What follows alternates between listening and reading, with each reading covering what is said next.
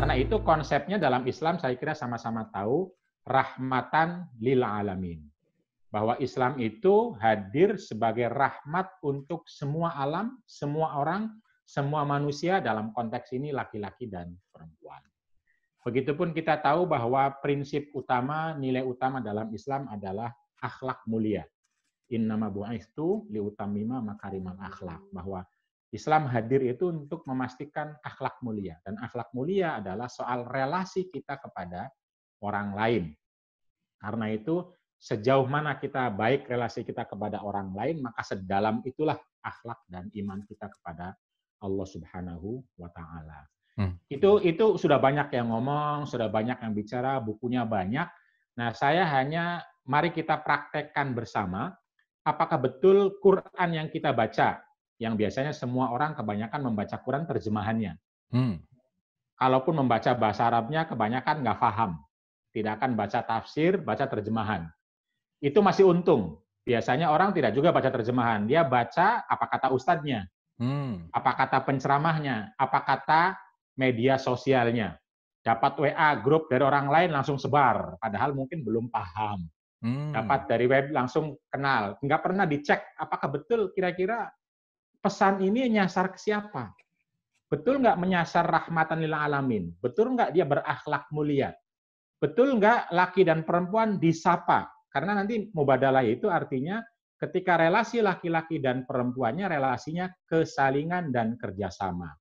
Laki-laki tidak boleh menggunakan agama untuk menuding-nuding perempuan, memasukkan perempuan ke neraka, melaknat-laknat perempuan, karena ya harusnya kalau kesalingan itu, kalau itu buruk ya kita hindari bersama. Kalau kita baik, kita kelola bersama. Misalnya sabar. Siapa yang disuruh sabar terus? Syukur. Siapa yang disuruh syukur terus? Apalagi nih, ya terus dan seterusnya dalam konteks laki dan perempuan. Kalau ada penceramah yang hanya menyasar ke perempuan saja atau ke lelaki saja, maka artinya ceramahnya belum mubadalah. Belum meletakkan laki-laki dan perempuan sebagai subjek yang sama-sama bermartabat dan disapa bersama oleh kita atau oleh pandangan kita atau tafsir kita. Mari yang sudah bawa Quran, ini pada bawa belum? Iya.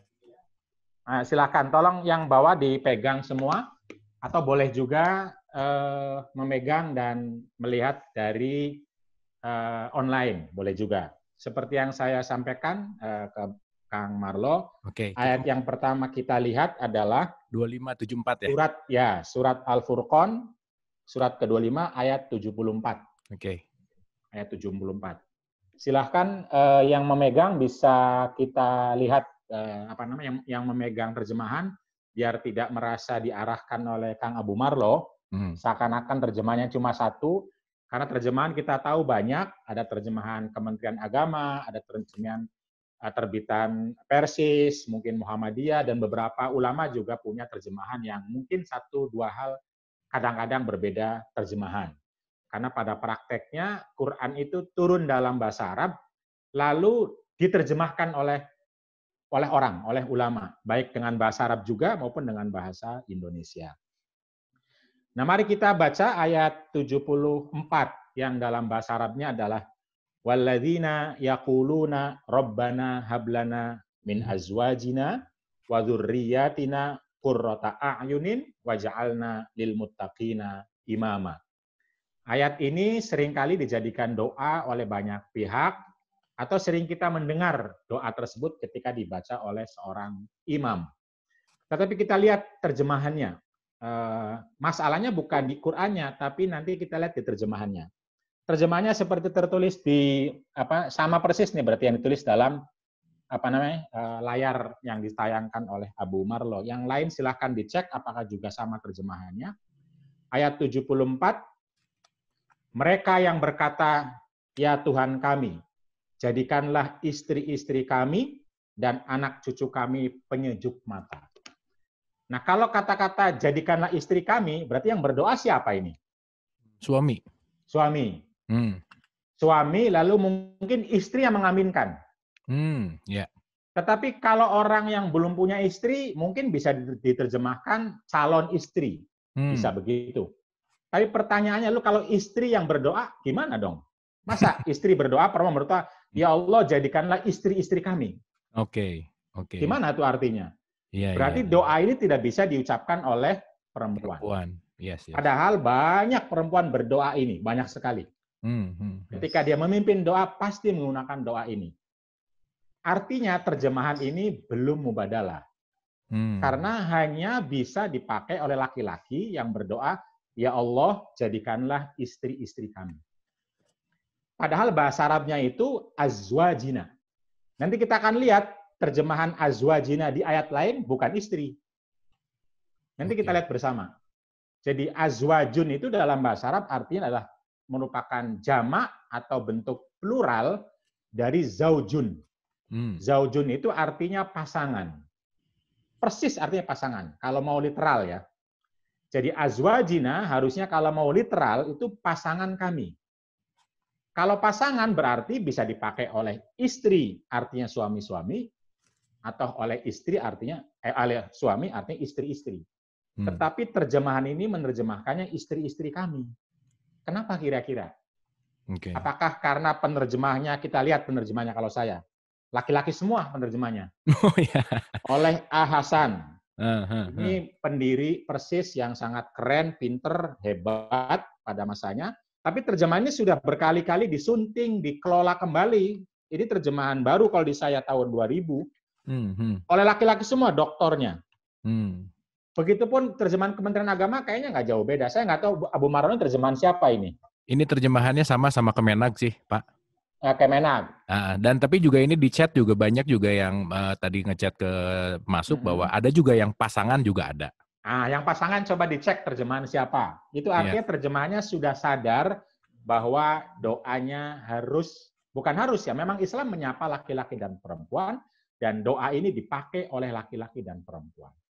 Karena itu yang tepat ya pasangan. Atau kalau diterjemahkan istri, dikasih tanda di bawahnya, sebagaimana banyak tanda-tanda di bawah biasanya, tanda bintang atau terjemah footnote. Ini jika diucapkan oleh laki-laki. Betul. Jika diucapkan oleh perempuan, maka artinya adalah suami-suami, misalnya. Dan juga ada mungkin ini, Pak Mas Fakih, ada juga yang mengatakan bahwa karena ayat ini turun kepada Nabi Muhammad yang sebagai laki-laki, gitu, makanya ayatnya jadi istri-istri, gitulah. Itu juga saya pernah mendapatkan penjelasan seperti itu. Ya kita lihat ayat ini adalah sambungan dari ayat 73, 72, 71, 70 sampai ke ayat 63 kalau pegang buku ini, gampang sekali. Iya. 63 itu lagi berbicara tentang hamba-hamba Allah. Hamba-hamba Allah adalah mereka yang. Nah, hamba Allah apakah cuma laki-laki? Yes, betul. Apakah perempuan bukan hamba Allah? Ini tidak sedang bicara Nabi Muhammad. Betul. Ini sedang berbicara tentang hamba-hamba Allah. Iya. Kira-kira. Nah, ini contoh kecil bahwa terjemahan kita, ini baru terjemahan, belum lagi ceramah. Kalau ceramah biasanya kan saya nih 2 jam ngomong ceramah nih. Pasti yang dibaca ayatnya kan 1 atau 2. Tapi yang ngomongnya ceramahnya panjang, seakan-akan semua dari Allah, padahal dari mulut saya sendiri. Nah, ketika dari mulut saya sendiri tidak menutup kemungkinan itu pengalaman saya sebagai suami yang mungkin kesel sama istri, marah sama istri, tidak suka sama istri, tapi diungkapkan semua seakan-akan dari Allah. Seakan-akan. Lalu istri-istri, perempuan merasa sedang diomongin oleh Pak Fakih yang itu sedang merepresentasikan Allah. Padahal sedang merepresentasikan diri saya sendiri gitu loh. Iya. Itu harus membawa emosi sendiri gitu ya Pak ya? Emosi sendiri. Karena itu ya ketika emosi sendiri harus dipahami, oh itu emosinya Pak Fakih gitu loh. Tetapi substansinya harus dipahami, substansinya bisa dipakai dari Pak Fakih untuk istri, tapi dari perempuan juga untuk laki-laki. Nanti modal itu begitu, modalnya itu.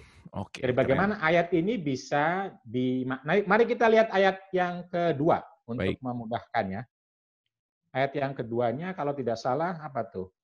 Surat 30 Ar-Rum ayat ini Pak Fakih, ayat undangan biasa Pak Fakih. Ayat undangan. Karena selalu ada dalam kartu undangan ini ya. Ayat undangan. Surat 30 Ar-Rum ayat 21. Mari kita cek. Nah, kalau Abu Marlo masih artinya istri-istri. Iya. Ini persis azwajan kata-katanya. Betul. Jadi diciptakan oleh Allah untuk kalian, wahai laki-laki, istri-istri. Berarti Allah itu hanya berbicara kepada laki-laki dan menciptakan untuk laki-laki, istri-istri. Oke. Tidak pernah menciptakan untuk perempuan, suami-suami. Karena itu lalu istri diminta membahagiakan suami. Ayat terus yang dibaca. Karena istri-istri itu diminta oleh Allah untuk membahagiakan suami. Nah, istri dapat bahagia dari mana? Yang nggak ada kalau di ayat ini, kalau terjemahnya begitu.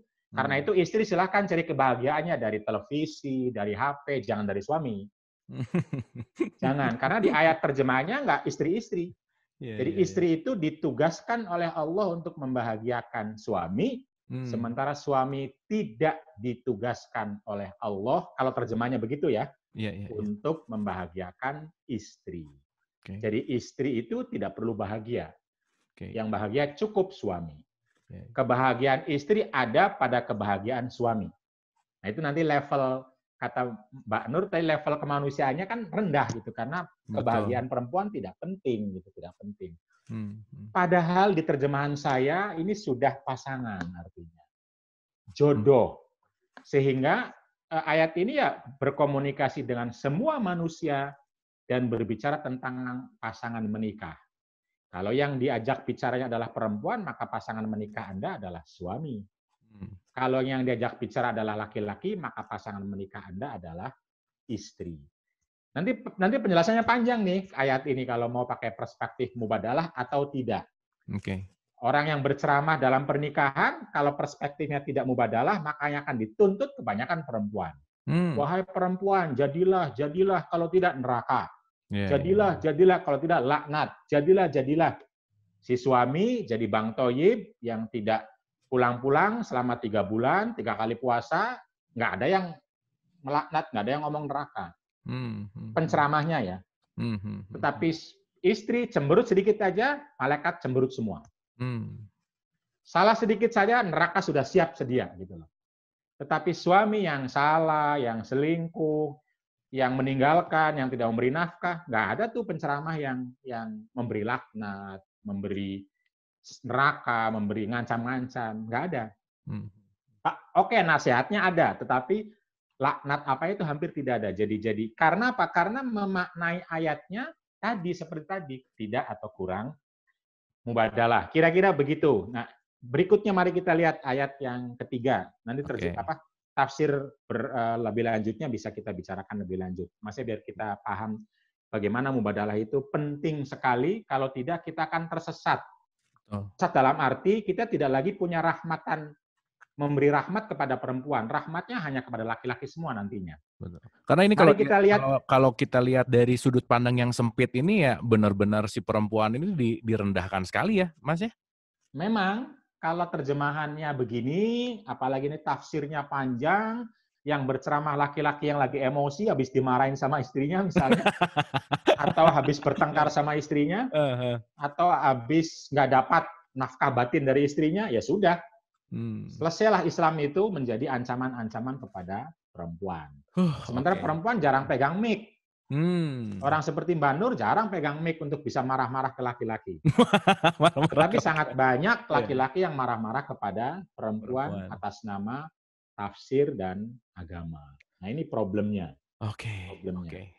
Mari kita lihat yang ketiga ya. Ya, siap. Ayat 64 ayat 14. Ayat 14. Ini juga sama. Ya ayyuhalladzina amanu inna min azwajikum wa auladikum aduwwal lakum. Wahai orang-orang yang beriman, sesungguhnya sebagian dari istri-istrimu adalah musuhmu. Gimana tuh memaknainya itu? Ini kan artinya suami sudah diwanti-wanti oleh Quran, istrimu tuh bisa jadi musuh dalam selimutmu. Hati-hati, jangan percaya, jangan berikan uang semuanya, jangan beri ilmu, dan seterusnya, dan seterusnya. Kalau menggunakan terjemahan yang tidak mubadalah. Apalagi nanti tafsirnya nih. Padahal kita tahu ayat ini kalau dibaca sebelum sama setelahnya, ini kan soal cerita bahwa kita harus selalu berhati-hati, waspada dalam kondisi apapun, karena bisa jadi orang terdekatmu adalah orang yang mungkin membahayakan kamu. Yes. Betul. Siapapun.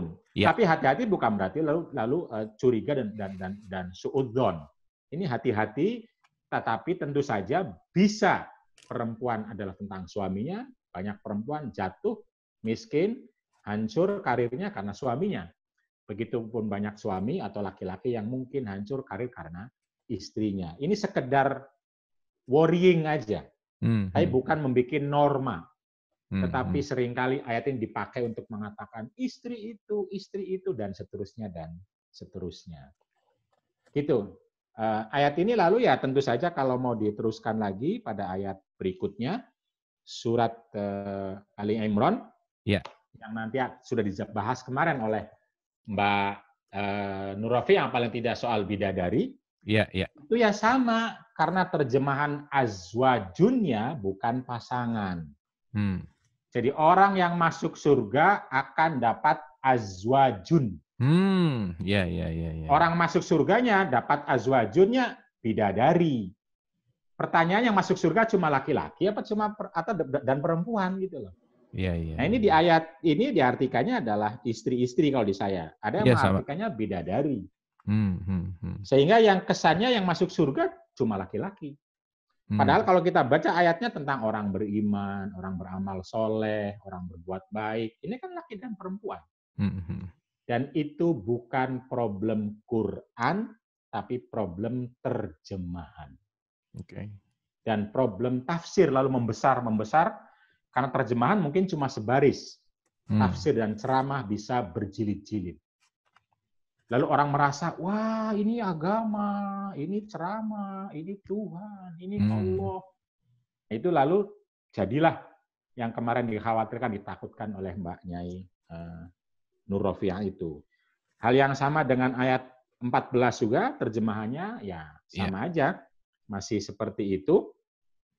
Dan saya kira masih banyak lagi kalau mau diteruskan, cuma biar mempersingkat saja.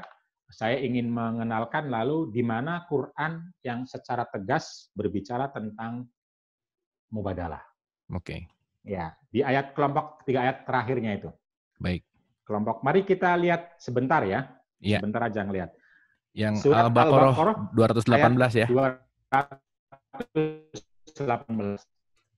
Ini ayat seperti ini banyak di mana-mana. Kata-kata alladzina amanu artinya orang-orang yang beriman. Ada di mana-mana orang-orang beriman.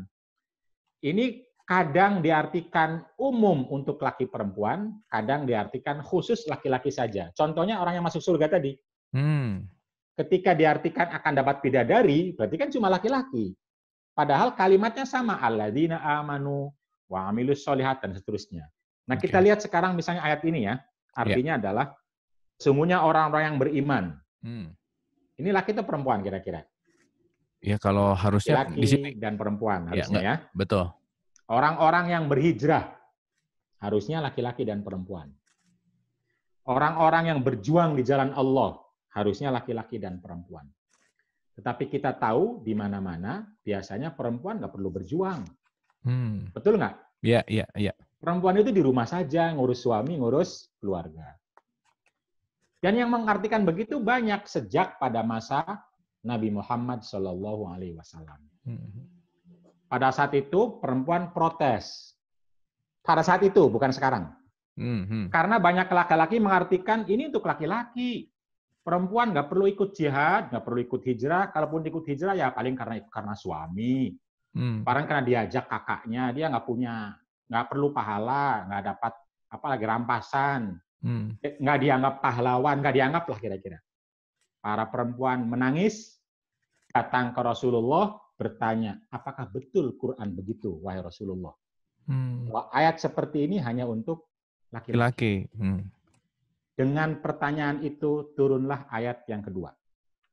Yaitu surat Al-Imran, ayat 195. Ini ayat ini turun karena diminta oleh perempuan pada saat itu. Fastajaba lahum, kata-katanya kan. Fastajaba, maka Allah memperkenankan permohonan mereka. Dan mereka di sini dalam asbabun nuzul adalah para perempuan yang protes itu. Ini persis dengan ayat yang 218 isinya. Iya. Inilah udhi'a amala amilin minkum. Aku tidak akan menyia-nyiakan amalan orang yang beramal di antara kalian. Tegas sekali, baik laki-laki maupun perempuan. Ketegasan ini penting karena kata-kata yang umum, orang-orang yang beriman, orang yang baik, seringkali diambil ke laki-laki. Oke. Misalnya, bacalah, laki-laki. Jalan-jalanlah, laki-laki. Belajarlah sampai ke Cina, laki-laki.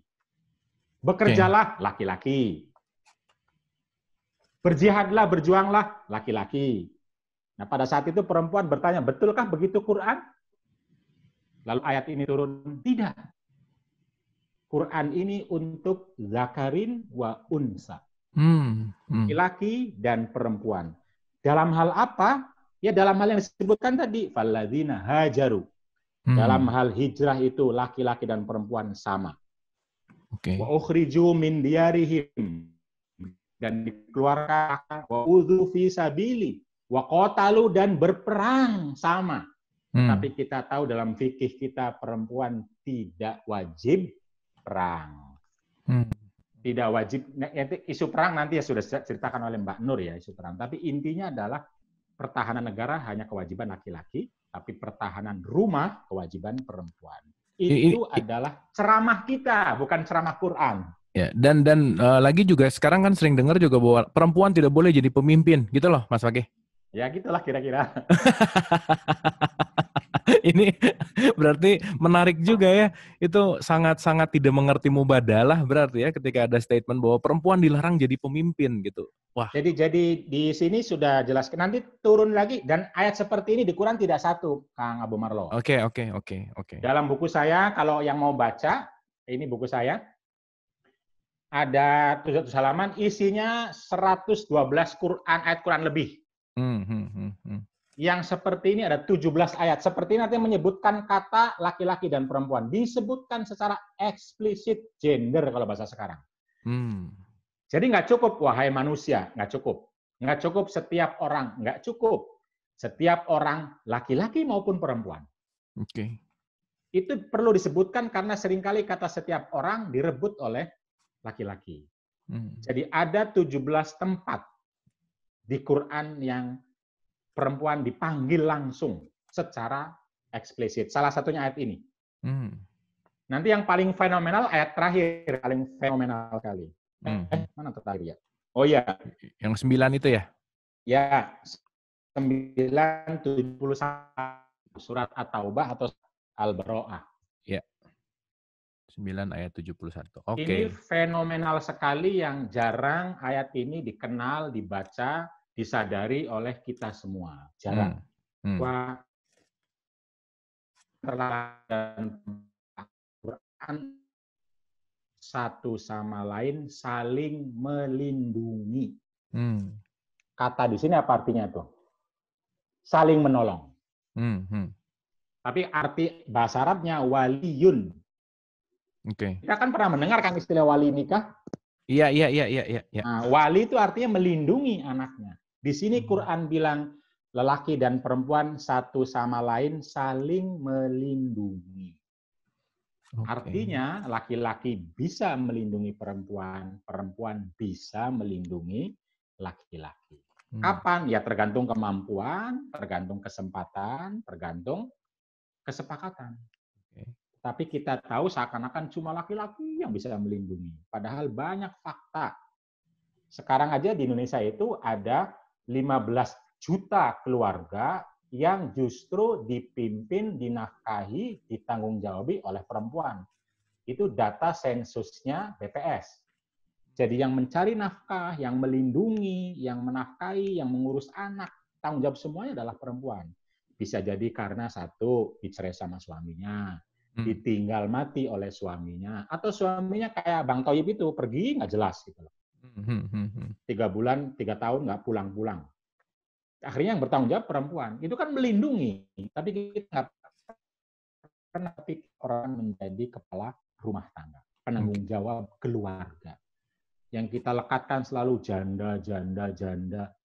Padahal fungsinya justru banyak sekali janda yang kita lekatkan dengan stigma negatif itu justru tanggung jawab tidak menikah dan bersedia mensukseskan anak-anaknya sampai sukses.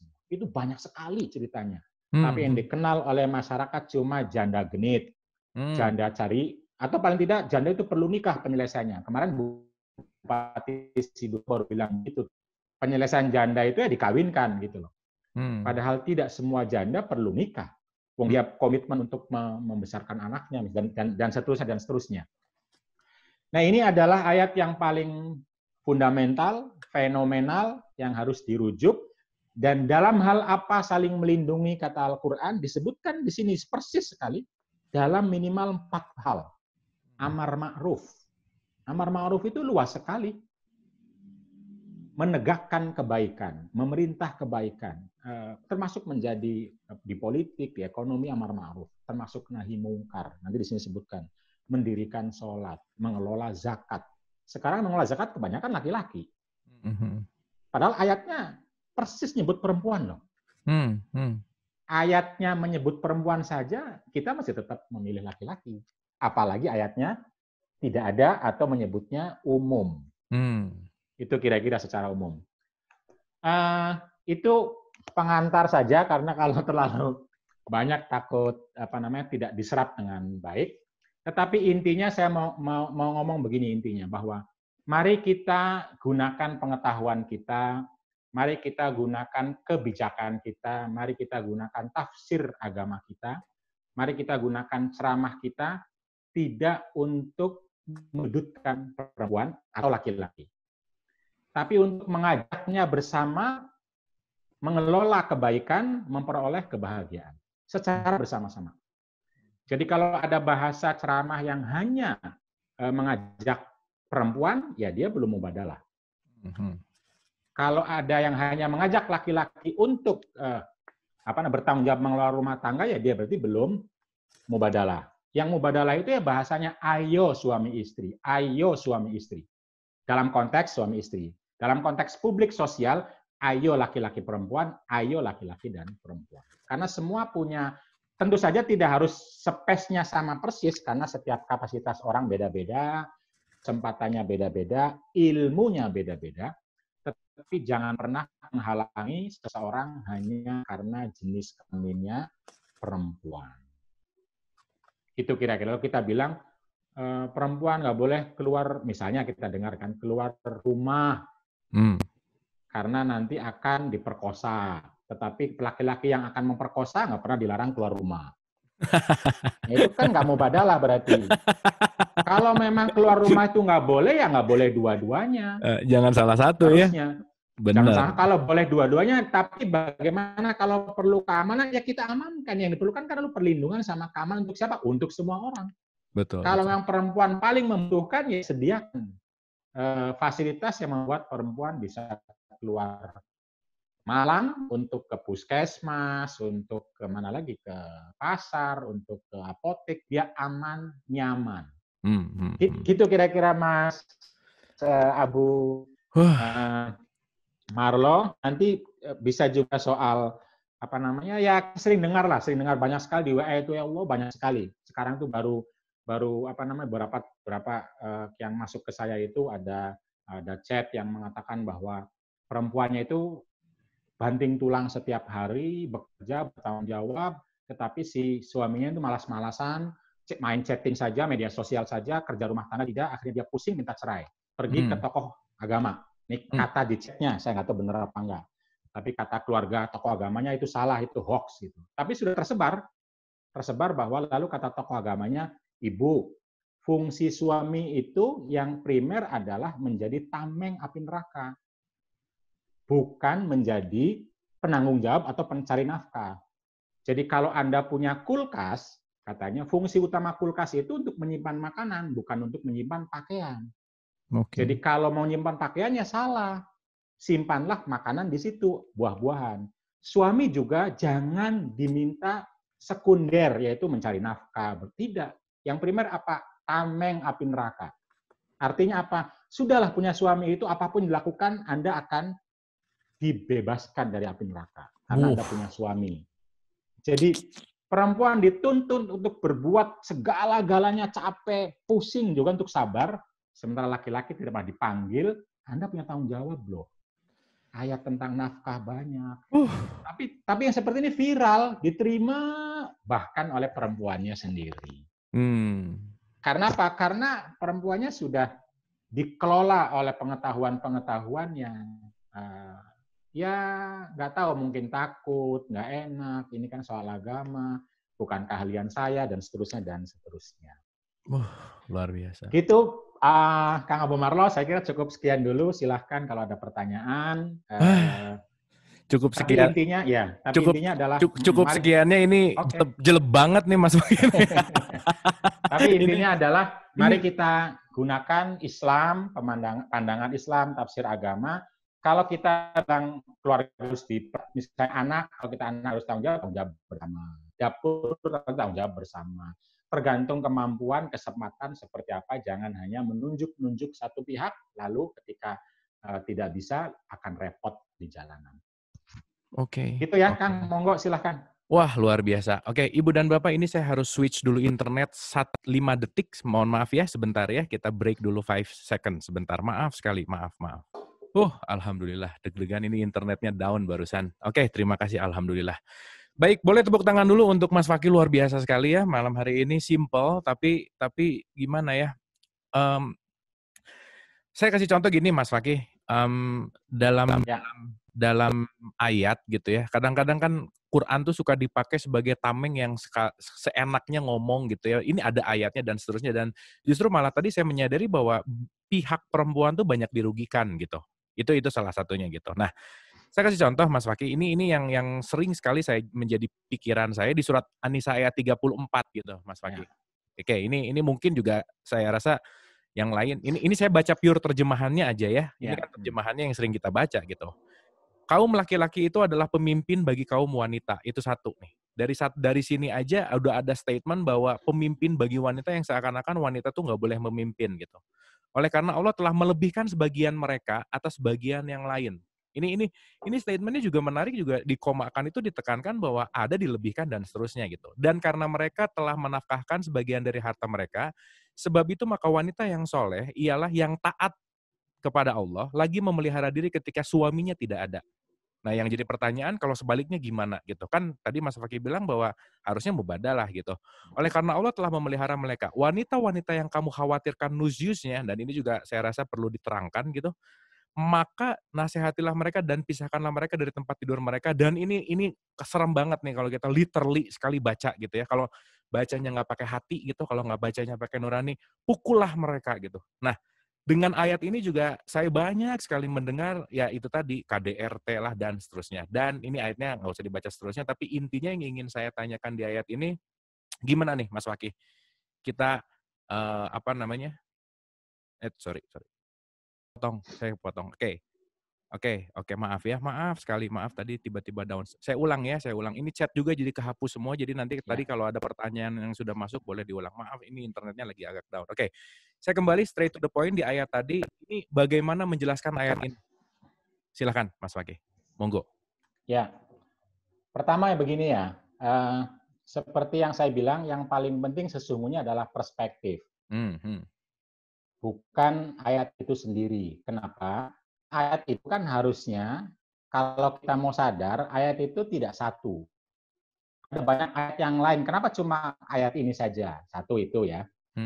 Kan tadi ada ayat wal mu'minuna wal mu'minat. Itu kenapa nggak bisa digabungkan? Masa ayat ini bertentangan sama yang itu? Oke. Itu kira-kira ya. Okay. Tetapi ini aja, andaikan kita tidak paham ayatnya, kita hanya baca terjemahannya. Andaikan, karena sebagian besar tidak mampu menafsirkannya, maka perspektif mubadalah itu penting sekali. Penting dalam arti setiap kata laki-laki dan perempuan yang harus disalingkan. Karena kalau tidak akan terjadi hegemoni yang tidak rahmatan lil alamin.